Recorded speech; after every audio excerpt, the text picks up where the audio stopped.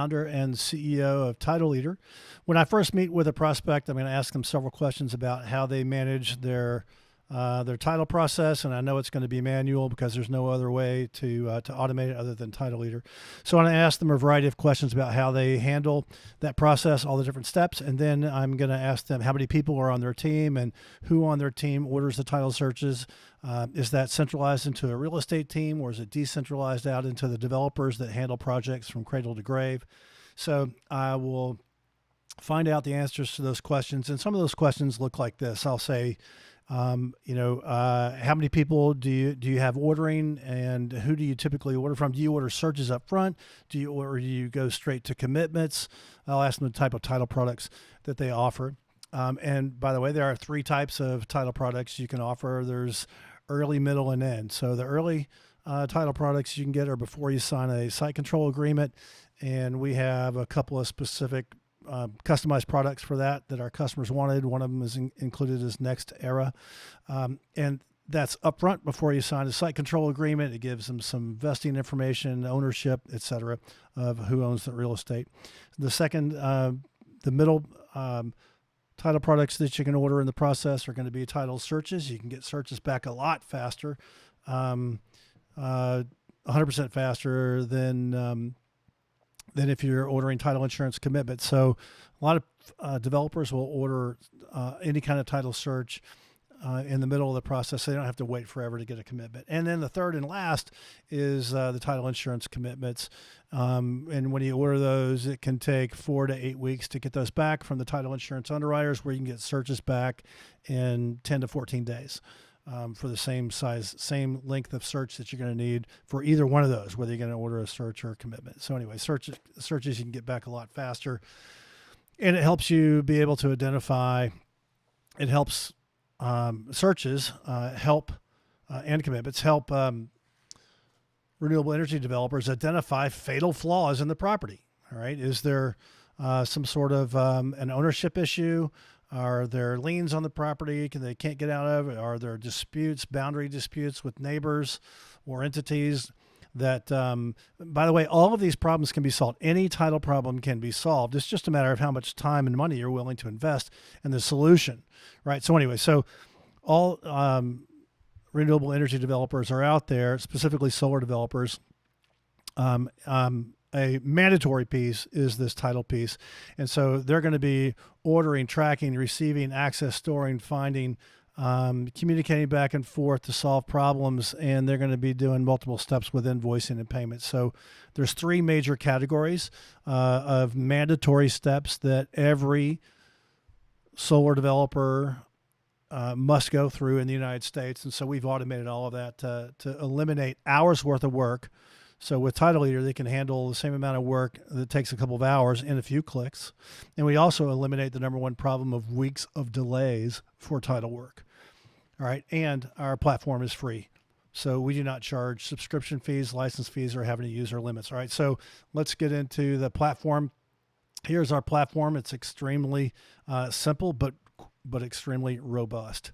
All right. So our clients have to order title work as part of their due diligence process on all parcels of land in any development. So you could have one development that's 50 acres, but it could be made up of 4 different parcels. So there's any number of parcels that could be in a development. All right. So the larger the development, the chances are there going to be more parcels. Even if there's just one owner, you're still going to have multiple parcels most of the time, unless you're doing a small development for, say, a 1 or 2 acre battery facility.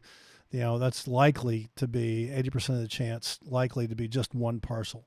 So the larger you get, the more parcels. That's for any number of reasons, none of which we need to go into here. So, but the fact is that you need to do a title search on every single parcel, even if it's all owned by the same person, right? Every single parcel has to be searched. So your clients out there, these solar developers, are managing many parcels, are ordering many title searches and title products on many parcels throughout many projects in multiple states in many cases. All right. So they got to manage who's ordered what, when did you order it, before you order anything, first of all, you got to get quotes. So who'd you order quotes from? When did you get the quotes back? Which quotes did you approve? Which did you not approve? Which questions did you have for the vendors before you approved quotes? Okay, then which ones did you approve? When did you approve it? And who approved it? And then, so that's just the quote approval process. Okay, you get quotes and then approve it. Then you got to track the status of what's going on with those with the title work. Is it on track? Is it past due? The time estimate that they gave you. Where is it? Okay, and then the next bit of issues that you have to track are search interrupting problems. All right, so title work interrupting problems. So there are always issues, not if, it's when you're going to have issues that interrupt any title work from being done by any title provider. Okay, it's because they found problems when they go and they're searching the title records. Okay, so these problems need to be solved. So there needs to be communication back and forth with the client to solve these problems. So and that's critically important because that's the number one area for delays are lack of responses to title providers with the information and direction that the title provider has requested so that they can complete their title work. All right. So that's a critical piece, and that takes place in the orange piece. And then the last piece, and I'm going to go through these in depth a little bit more. The last piece are invoices. So you're going to get multiple invoices from multiple vendors on multiple projects for all title work that you've ordered. And you need to know, currently they're receiving these emails. They're receiving these invoices by email from all these different vendors. You're receiving duplicates. You're receiving charges that aren't theirs on invoices, and you're being charged for parcels whose searches you canceled. They're supposed to be removed from the invoices but have not been removed. You get duplicate invoices, duplicate charges, and also duplicate payments. So we eliminate all those issues, and I'll talk about that in a moment. All right, so first of all, what our clients do to order their title work is they'll click Start a New Order. We have an order wizard. They'll click Start a New Order, and you've got two choices. You can order title searches, and there's a drop-down menu. It shows you all the different title searches, types of searches you can have. I go over that with my clients. Usually if it's centralized into a real estate team, they have experienced title professionals. If it's decentralized where the developers are handling this, the developers don't have any title experience, and that's where we carry the day over our competitor. Well, there are no competitors, but that's where we even add more value is when we can share my experience over the last 37 years of land title and explain it in a very non-attorney-like way. Which I've also taught our customer service team. Okay, so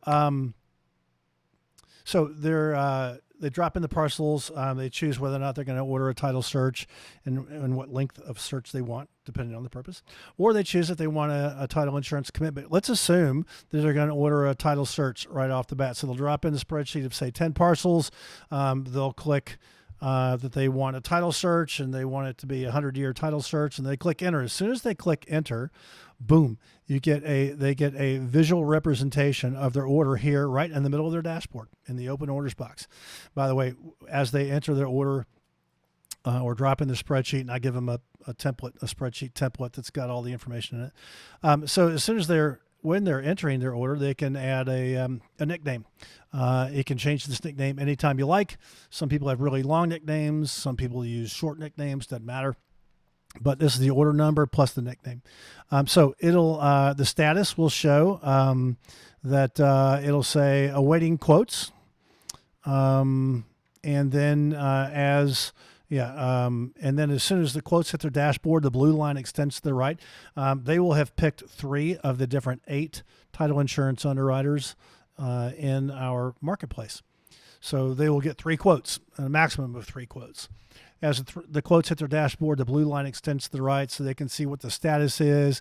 They can see if they've got their quotes in. They also get email alerts letting them know that quotes have hit their dashboard. So when it comes time, this says quotes awaiting approval. Then you just click on the order. You see the 3 quotes there. It gives them the fee that the title insurance company quoted. It gives them the number of days turnaround time to get the title searches back, and that's it. So they'll review those three right next to each other. All right. So this helps CFOs know that their real estate teams are being mindful of the costs of title searches because they're getting three quotes for title searches. They just click, they review those three quotes, click one to approve, and it turns down the other two, and instantly then it says awaiting searches. All right. So here, for example, here, even though it says McDonald's portfolio presents a solar project, it'll say how many searches have been completed. Well, 6 of 10. So as these searches are completed by the title search company, the searches hit the dashboard in real time, 24/7. This blue line extends to the right, so the clients can tell exactly what the status is of every single project. Of every single order on every single project from all of their employees, just at a glance, just by scrolling through, right? You can tell the exact status. Once all the searches have hit the dashboard, by the way, these title searches are completed. So title work is automatically received, numbered, and stored all in one spot, automatically for the customer. And when searches are received, the customer gets an email alert. All right, so there's no more of receiving multiple searches by emails and then trying to figure out what you're going to save it. Do you have to follow strict naming conventions? Where are you going to save it? Are you supposed to save it to a shared drive? And in what manner do you have to save it, which requires human memory? Excuse me. There's always going to be, for every single individual on a team, there will be 3 locations where everything is stored. The first location is where it's supposed to be. The second location is going to be their desktop. It's not supposed to be there because no one else can see it. And then the third location that it's not supposed to be is going to be in their inbox. They don't even drag the PDF out of their inbox, and it's stored in their email inbox. So for every single employee on their team, there are always 3 locations. So for example, I had 7 people on my title team at my company, and we had 15 locations of where everything was supposed to be stored. All 7 of us stored it in the one location it was supposed to be. All 7 of them had them on their desktops, and then all 7 of them had them in their email inboxes, which was a nightmare when we went to try to find completed work. Even though we had strict naming conventions, strict training on where it was supposed to be saved, it's human nature to do what's easiest and follow the path of least resistance. So we eliminate all those problems by having all of this tracking done instantly for them automatically, and then the receipt of it all in one spot automatically. All right. And we'll talk about in a second that anybody can see anyone else's work and access it.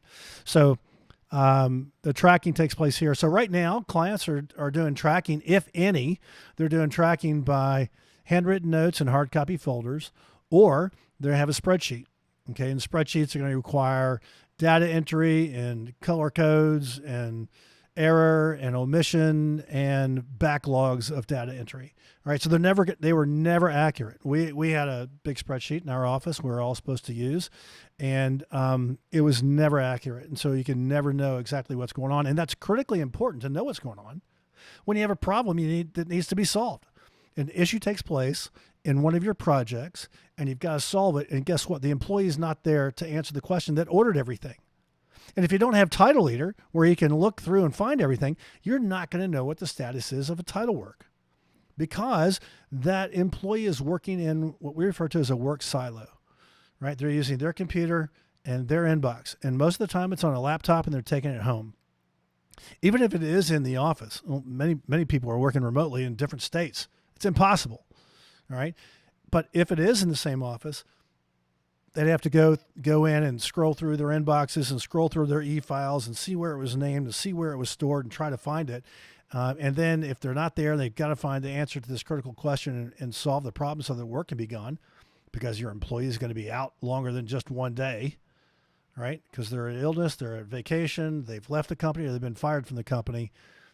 In all those situations, or even if they're out on a smoke break or at lunch, you've got to find out answers and solve issues. But more likely, it's more than one day where people are going to be out. No one can access their data to get these problems solved, which gets projects across the finish line. All right, and especially now, trying to get projects into safe harbor, speeding up administrative processes that require manual manual work is a no-brainer. It's so important to do.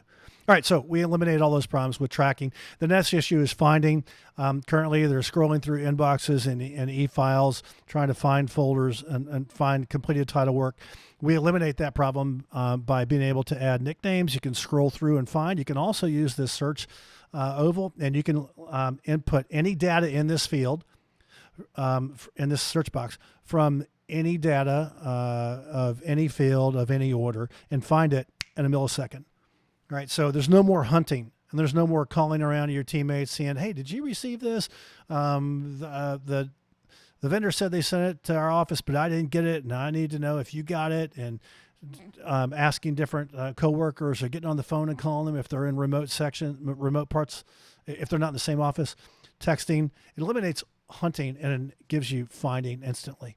All right, so in the blue section is where you're going to order quotes, get them, approve, track, receive, access, store, and find all of your work automatically for you. The only thing you've done is enter in and order it by dropping it in a spreadsheet. Nextly is communication. This is where you're going to handle the 3 types of notifications you get from the title search and title insurance commitment providers.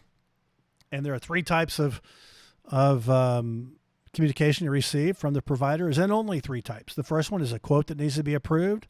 The second is going to be a search interrupting problem that needs to be solved. Remember, whether you've ordered a search or a commitment, first of all, a search has to be done. It's quite obvious with a search, but when you order a commitment, first of all, a search has to be done. So there are common problems that interrupt searches, right? Where they've been supplied the incorrect county name or an incorrect parcel ID number, when numbers have been transposed or whatever. And then there's a bunch of other issues that can be discovered when the abstractor is actually performing the title search, right? And for the abstractor, title search company, title insurance company too, for them to continue, they've got to have direction from you, meaning our users, the solar developers. So instead of receiving these critically important, what we call action required emails from vendors, from the providers, into inboxes that once the message goes below the fold in an email inbox, has a greater chance of being overlooked and forgotten and not responded to, and therefore cause weeks of delays. So instead of that, we've put the notification exactly in the center of the client's dashboard. And we've got a couple of awesome touches here. This action required box, by the way, I've only told you 2 of the 3 types of messages they receive. First is quotes. Second is a search interrupting problem that needs to be solved so the work can be completed. And third and finally is simply a notice. And that notice might be just to advise the client that there's an issue with the county clerk, the recorder's office. They're closed for a computer upgrade, and these searches are going to be delayed by 7 days. Critical information they need to know. So those are the 3 things. And all 3 pop right in here into the action required box. This is a dynamic list in this box. So all you have to do is click up the message. And by the way, whenever any of these hit your dashboard, the client's dashboard, the clients also get an email. And not just an email alert that they've got an action required on their dashboard, but it also has the full text of the message in their email body so that the client can get on resolution immediately. Okay, then once they get the resolution, they hop in, they'll click right here, they'll pull up the message, and they'll type in the response, and then they'll click send. And as soon as they click send, boom, it disappears from this list. All right, so this is a dynamic list. So if anything is in here, that means it has not been responded to by the solar developer. And this is critically important. So in 2 ways. One, it's instant accountability that managers love and have never had. 2, it makes the job easier for the solar developer, because each person, when they come in the morning, you're going to be able to see this dashboard as the whole team or as an individual. When the employee comes in the morning, all they have to do is open it up and look and see their own specific workflow. If anything is in this box, they know they've got to open it, see what the issue is, and respond to it. All right, so it's once you've responded to all these, this box will be empty. That's what I mean by a dynamic list, because it changes. Okay. Now, even though it disappears from this box, it's still attached to any completed order. So you can pull up an order and any of the searches within an order, and you can see the exact message. You can know who sent what, when, where, why, and so it's totally documented. Anybody can know instantly what the issue is and what the status of completion is. So if Joe Blow is out because he's on vacation and I'm supposed to be his backup, it's going to be very easy for me. All I have to do is go up here in the upper right-hand corner and click Joe Blow's view and scroll down. And if there's anything in here, I know exactly what I need to do. All right, pull it up and read it and act on it. Okay, but now what is this box over here on the right? Well, if you've got a problem that I've just discussed, if you had a problem and you know the solution and you just respond to it. But what if you don't know the solution to the problem and you've got to send an email to your boss or to the property owner or somebody else to find out the information?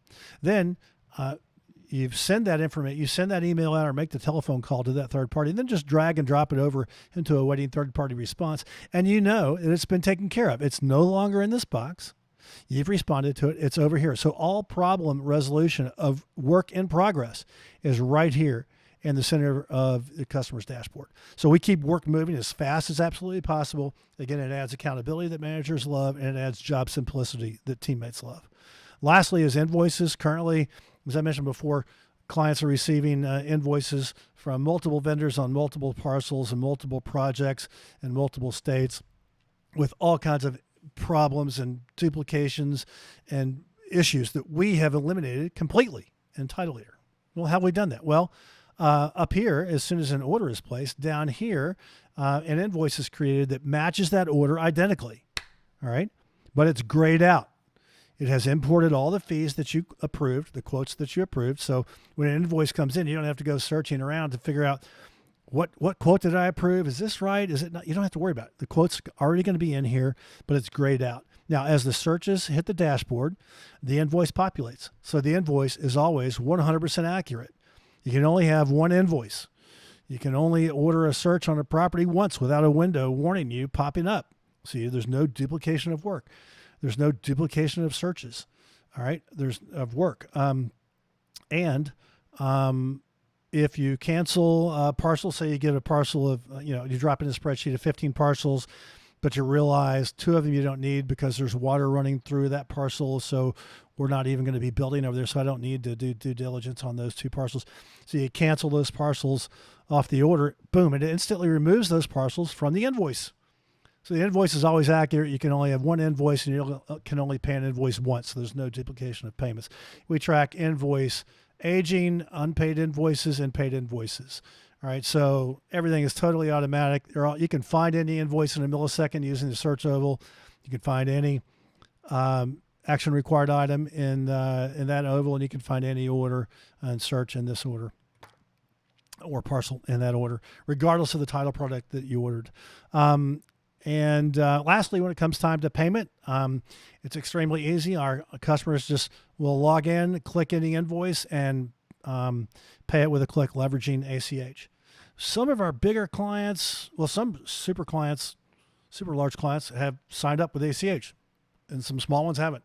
I don't understand. And the opposite is true as well. So if your payment process requires you to send a PDF, no problem. Just click on the invoice, download the PDF, and forward it to your accounts payable team, and they'll take care of it. When we receive those payments in ACH outside of Title Leader's platform, we mark their invoices as paid. All right, so if a client does choose to pay by click leveraging ACH, all they have to do is just download a spreadsheet of all their invoices they just paid and email that over to their accounts payable party, and the accounts payable team can put that into their payment processing software, whether it's QuickBooks or anything else. And that eliminates data entry. Lastly, as reporting, clients, managers, if they want to stay informed, can get reports of any activity that goes on in the orders section. How many open orders do you have? How many closed orders do you have? You can get a report of how many action required items are here and what the aging of them is.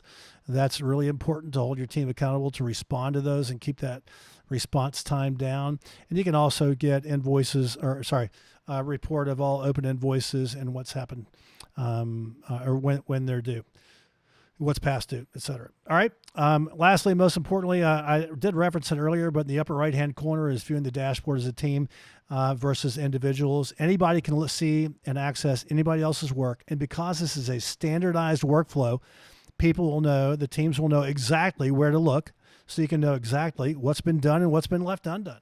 So anyone can continue the work of another with a click. So we get you out of work silos and into shared data. That's a quick overview. Thank you very much. Let me know if you guys have questions. I'm looking forward to working together. Thank you. Bye-bye.